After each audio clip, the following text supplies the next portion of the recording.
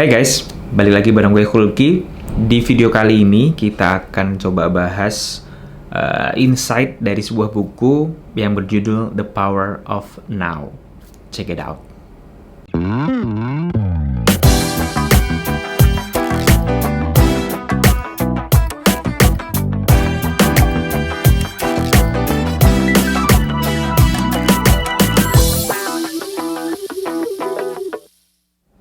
Oke, seperti biasa di channel ini kita akan ngobrolin soal buku, self development, mungkin nanti juga akan kita ngomongin soal musik, film. Tapi buat sekarang gue bakal ngomongin soal salah satu buku yang merubah hidup gue, yaitu The Power of Now. The Power of Now ini ditulis oleh Eckhart Tolle, yang dia adalah kelahiran Jerman yang bermukim di Kanada. Ditulis tahun 97, buku yang sudah cukup tua ya. Eckhart Tolle menceritakan kisah hidupnya yang penuh dengan depresi, dan kemudian pada suatu ketika dia mengalami yang dia sebut inner transformation, dan kemudian dia menuliskannya dalam buku pertamanya yang ini sangat-sangat legendaris gitu ya. Bahkan banyak orang menyebutnya sebagai self-help Bible. Buku buku yang dirujuk oleh semua buku-buku self-help atau spiritual guidance gitu ya. Buku ini menjelaskan bagaimana caranya untuk mengakhiri penderitaan kita, dan bagaimana mencapai kondisi inner peace atau ketenangan batin, dan bagaimana caranya hidup di saat ini, here and now, dan gimana caranya memisahkan diri kita dari pikiran kita, termasuk bagaimana cara kita untuk detach dari yang kita sebut ego. Ego inilah yang kemudian suka membajak pikiran kita dan perilaku kita menjadi negatif begitu.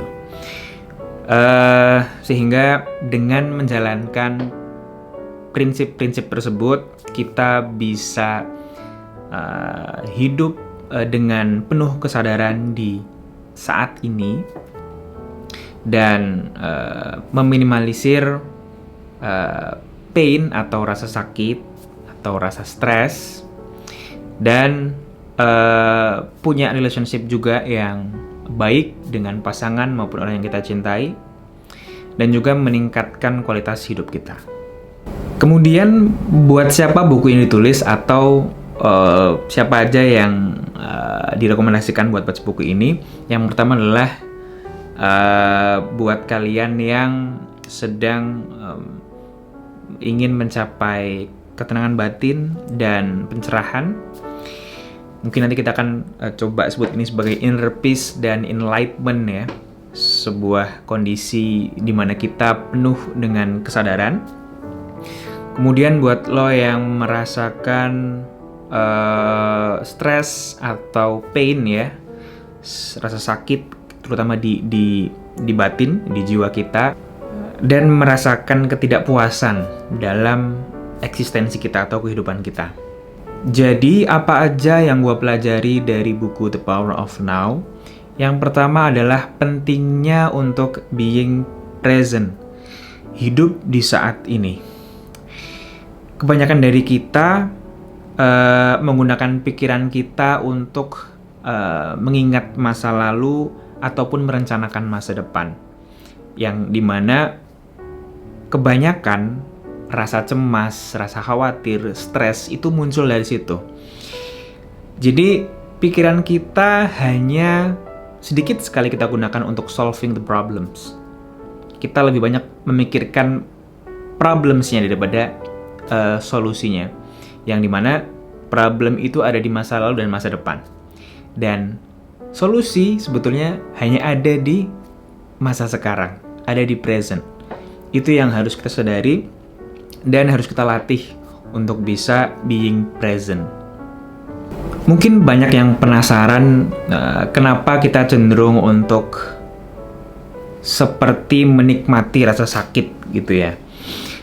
Sebetulnya ada satu bagian dalam diri kita yang dia job desk-nya itu ya, kita bisa bilang itu adalah mengakumulasi rasa sakit yang selama ini kita rasakan.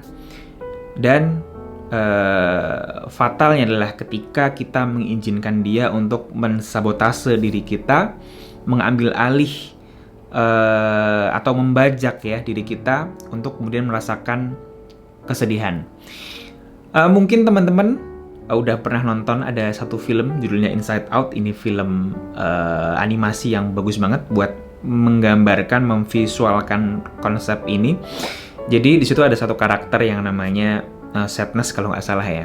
Jadi ada beberapa karakter yang dia itu ada dalam self si seorang anak gitu ya. Dan itu digambarkan ada satu ruangan kayak kokpit gitu. Dan si karakter-karakter ini ada sadness, ada happiness kalau nggak salah ya. Ada madness juga. Nah di situ mereka hidup layaknya keluarga gitu ya. Dan ada saatnya di mana happiness ini kemudian mengambil alih si kokpit, kemudian juga ada masanya ketika sadness ini mengambil alih si kokpit ini, dan akhirnya itulah yang dirasakan, perasaan itulah yang dirasakan oleh si anak ketika masing-masing karakter ini berperan atau mengambil alih si kokpit, kendali dalam kokpit itu ya. Nah, dan ini konsep ini kemudian memang betul-betul ada gitu ya, dan itu based on research gitu. Jadi dalam diri kita ada yang kita sebut pain body ya, atau tadi yang kita di film itu di Inside Out disebut sadness gitu. Dan dialah yang kemudian untuk bisa survive ya, dia butuh yang namanya pain, dia butuh yang namanya rasa sakit, rasa sedih gitu. Dan nggak heran pada suatu ketika kita bisa tiba-tiba merasa sedih, kadang tanpa suatu alasan yang jelas gitu ya. Dan ya disitulah kemudian sadness membajak diri kita, mengambil alih diri kita. Nah, selain sadness atau pain body yang kita punya, yang dialah yang kemudian meng-create gitu ya, meng-create rasa sakit, rasa sedih, dan kemudian mengakumulasinya dalam self atau diri kita. Ada juga yang dinamakan ego. Ego inilah yang kemudian selalu mencegah kita atau menghentikan kita ketika kita merasakan kebahagiaan ataupun kesenangan gitu. Nah, ego inilah yang coba akan kita kita pelajari lebih lanjut dan kita coba treat bagaimana caranya mengendalikan ego kita supaya dia tidak selalu menang ketika kita berada dalam sebuah situasi gitu ya. Nah, gimana caranya supaya kita bisa menjalani hidup yang seminimal mungkin rasa sakit atau rasa sedih? Caranya adalah dengan memisahkan diri kita dengan pikiran kita dan lebih berfokus pada tubuh kita. Ada dua metode yang bisa digunakan untuk memisahkan kita dari pikiran kita. Yang pertama adalah dengan membuat gap dari rangkaian pikiran-pikiran kita. Mungkin simpelnya gini, ketika kita sedang memikirkan sesuatu gitu ya, dalam pikiran kita memikirkan pikiran apa yang akan muncul selanjutnya gitu, sehingga dalam flow of thinking, dalam rangkaian pikiran-pikiran itu kita bisa membuat gap di mana kita akan mengurangi reaksi kita, atau ya reaksi yang kebanyakan tidak sadar ya, yang kita rasakan yang kemudian masuk dalam diri kita, karena kebanyakan kita terlalu attach dengan pikiran kita dan kita tidak bisa menghentikannya, yang itu kemudian membuat overthinking gitu ya. Jadi gimana caranya adalah dengan membuat gap, yaitu dengan kita memprediksi pikiran apa yang selanjutnya akan datang. Itu bisa membuat kita lebih aware dengan apa yang kita pikirkan dan memberi jeda pada setiap pikiran-pikiran kita. Nah, metode yang kedua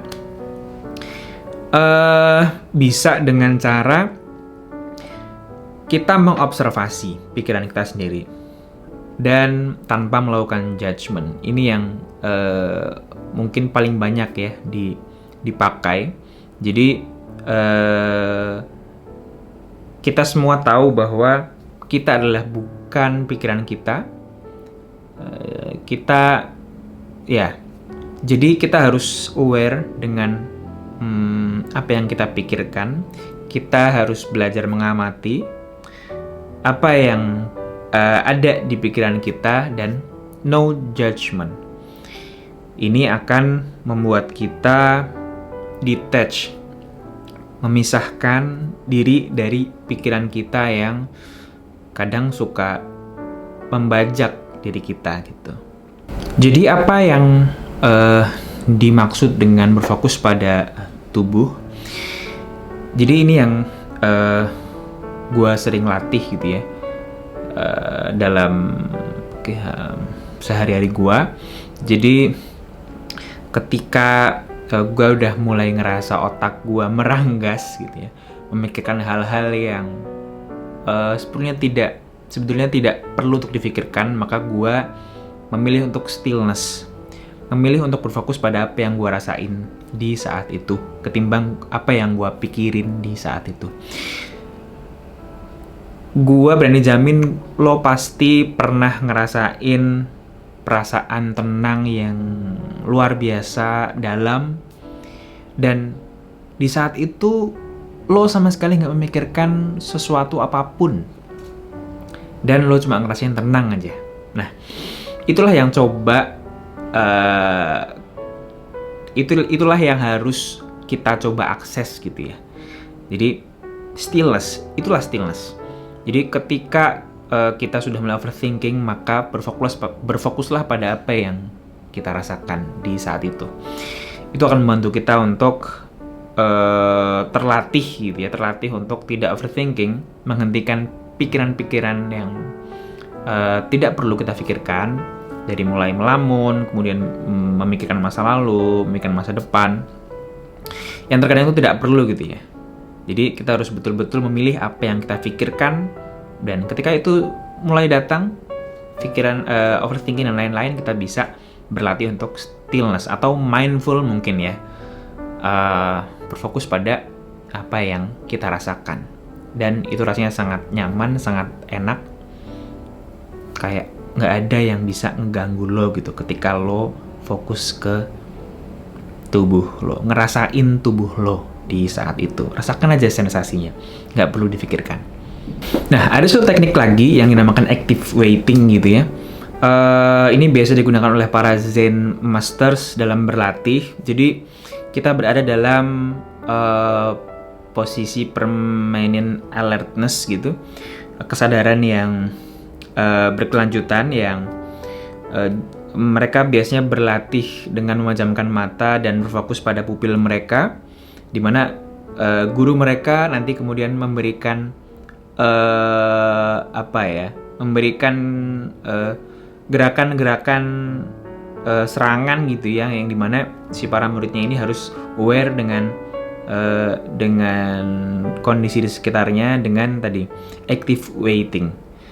Ini bisa bermanfaat untuk menghindari daydreaming, melamun gitu. Dimana kita selalu menghabiskan waktu dengan pikiran kita untuk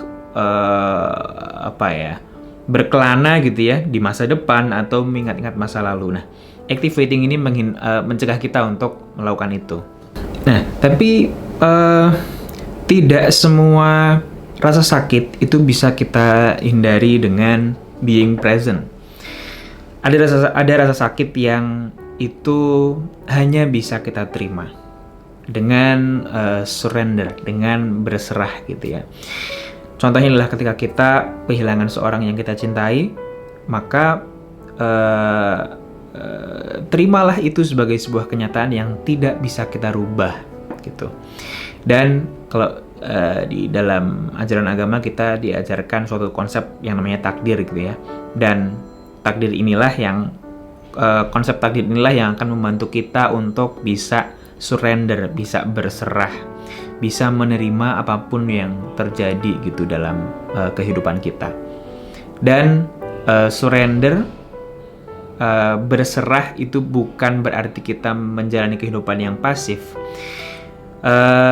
tapi kita lebih menjalani sesuatu dengan lebih calm, tidak panik, dan penuh ketenangan gitu. Misal ketika ada seseorang yang terjebak dalam lumpur hidup misal,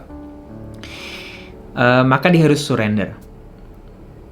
Dan itu tidak berarti dia tidak melakukan usaha, tapi dia berusaha untuk keluar dari lumpur itu, tetapi dengan tidak panik. Karena ketika panik, maka dia akan semakin terjerembab lebih dalam. Tapi dengan tidak panik, dia akan bisa mengatur gerakannya dengan lebih tenang, dengan lebih baik, dan tidak melakukan gerakan-gerakan yang tidak perlu, yang akan membuat dia justru fatal. Jadi disitulah kita harus bisa berlatih untuk menyerah gitu ya, berserah diri gitu, surrender dalam banyak aspek dalam kehidupan kita. Nah, mungkin itu aja teman-teman yang bisa gua share di buku The Power of Now. Mungkin banyak konsep yang gue juga belum bisa jelasin secara clear karena memang gue juga masih berlatih gitu ya untuk hidup di here and now, di saat ini. Tapi mudah-mudahan bisa ngasih insight buat lo untuk bisa mengurangi overthinking, terutama ya di zaman sekarang yang pikiran kita justru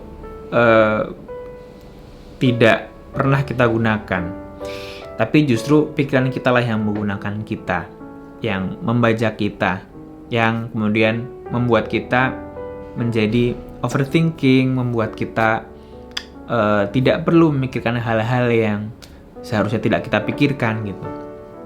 Kita harus bisa berpikir secara efisien, ya itulah, kita harus menggunakan apa yang Tuhan berikan kepada kita dengan sebaik mungkin, ya. Kita tidak menzalimi diri kita tidak menyakiti diri kita dengan pikiran kita sendiri, seperti itu. Oke, kayaknya itu dulu yang bisa gua share. Kalau lo punya buku bacaan sejenis yang udah ngerubah hidup lo, yang tadinya overthinking, yang tadinya penuh dengan stres, dengan pain, kemudian bisa merubah lo menjadi lebih calm, memahami kehidupan yang wise, yang lebih bijak. Mungkin lo bisa share di sini sebagai alternatif gitu ya. Thanks for watching and see you in the next videos. Bye bye.